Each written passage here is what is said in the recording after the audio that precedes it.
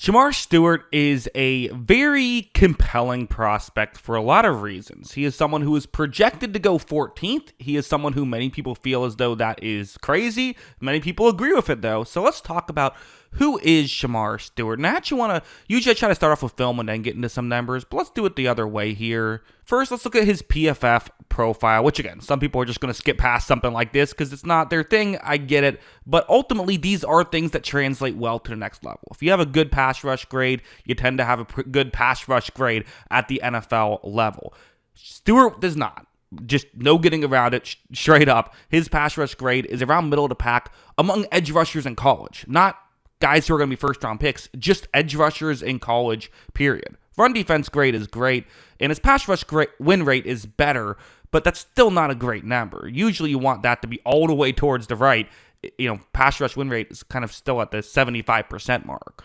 But also going over here, one thing that we have to mention as well is just his size. He is a 290-pound player who is listed at edge. That's just not a thing that really exists at the NFL. So what's going on with someone like Stewart? Well, let's get into the film, which is, of course, what we have to do when evaluating these players. I have to say, this might be a surprise to some of you, but I don't outright hate Shemar Stewart as a prospect at all. I see a lot of value in someone like him as a prospect. Like this play, for example. Watch how the play began. So the tackle's a little bit late in getting his hands over there, right? Usually you'd want to get your hands kind of on the left side, or I guess on Stewart's right side of his body, but the tackle is left. Get it over, be in position to make this block. Unfortunately, he can't really get a lot of power right here. And because Stewart just is so big and strong, watch as he really just drives through and is able to not quite get there for a sack, but get close to a win, I suppose. Honestly, that's kind of the funniest thing about watching Shemar Stewart's tape. He has to lead the league in highest percentage of good-looking losses I have ever seen in my life. Of course, we saw he doesn't win with a ton of consistency, but man, does this guy lose in a good-looking way. I just gotta say, it's very unique, and that's what makes him such an odd prospect. Like this is another example where what's going to happen is, so right here, it's going to be a one-on-one matchup yet again. This time it's going up one-on-one against a right tackle right here. As you see when this play begins. So right here, again, not bad hand placement by this tackle. Last time tackle was a little bit slow. This right tackle doing a better job. Gets the hand placement he wants.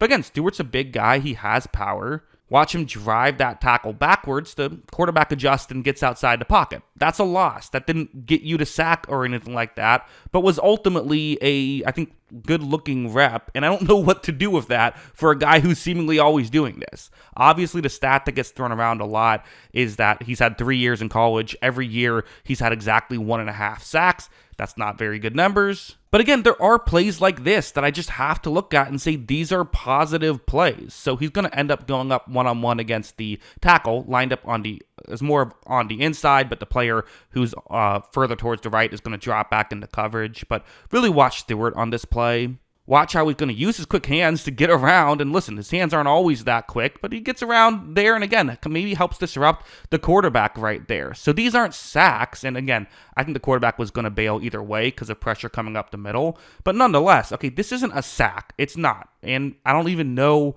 if you would consider it a pressure. It depends on what you qualify as a pressure or not. But these are ultimately positive plays. So like the 15th or top 15 pick type of stuff with Stewart, I do understand. Would I spend that pick on him? No, I wouldn't. And the reason why is, well, he just doesn't even do this quite enough for me to feel great.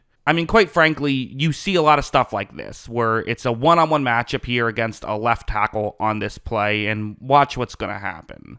This play begins, and Stewart just, doesn't really go in there with much of a plan, and just going to pretty easily get blocked out of the way.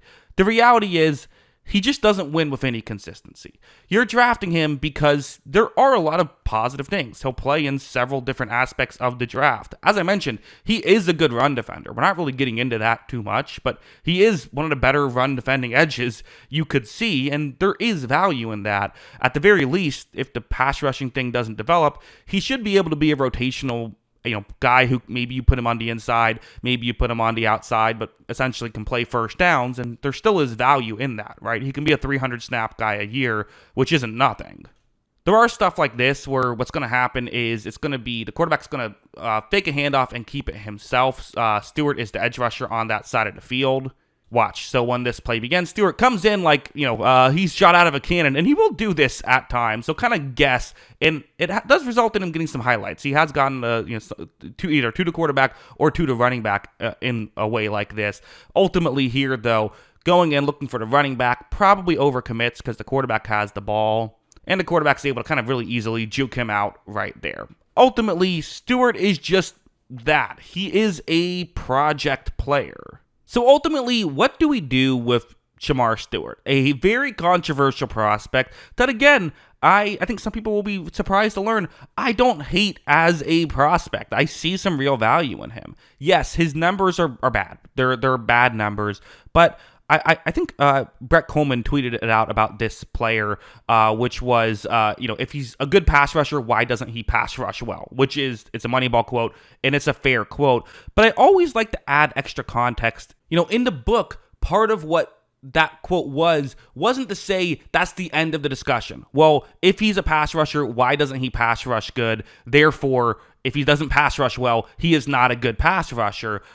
Because that's not actually what that means. It just means, why doesn't he? Is there a reason for it? And for Stewart, there kind of is. He did play a lot of different positions, which, was a very versatile player, which is going to affect his numbers. Not to the point where they are, like that's still fair to say, but there is just an explanation there. That being said, listen, I never love these guys at the defensive line whose body types are that weird. Again, every now and then there's an Aaron Donald, and every now and then there are players who I change and say, actually, I think I like this guy. But the reality is he's 290. That's not usually an edge rusher. I mean, I'm just going to be honest. After I evaluated him, I looked to see what other people thought of. I was shocked to see he was projected to go top 15. I was absolutely shocked to see that. I just kind of straight up, I don't think his power rush moves are going to work that well against NFL tackles. And I think he's going to have to learn how to, use his hands a lot more. I think he's going to need to improve a lot as a player. Ultimately, I do think there is potential for him to be a pretty effective interior defensive lineman, kind of as a, in a 3-4, him being a defensive end who can, do a good job in run defense. I think there is value in that. That's not really a first-round pick, in my opinion. You can improve him. He's 21 years old. He's going to get bigger. He's going to get stronger. He is definitely someone who there is a chance that 3 years from now, this video ages poorly. But ultimately, the way you have to view this stuff is, who are you okay with being wrong about? And for me, Shemar Stewart is a guy I'm okay being wrong about. Shemar Stewart. That kind of prospect, the guy who isn't really having success now but might figure it out, I'm okay with just not drafting him, drafting someone else who is better right now, and accepting that every now and then a great player will slip through the cracks for me, but I'm okay with that as opposed to chasing these guys when I think they have a smaller hit rate. But that doesn't mean zero, and we'll see how well it works out. Again, and I do think that, I think he's going to finish his NFL contract. He's going to or finish his rookie contract. I mean, he's going to have value because he is a good run defender, but how much value is there in someone like him remains to be seen. But yeah, those are my thoughts. What are yours? Let me know in the comments below. Always love hearing from you. And of course, as always, thanks for watching.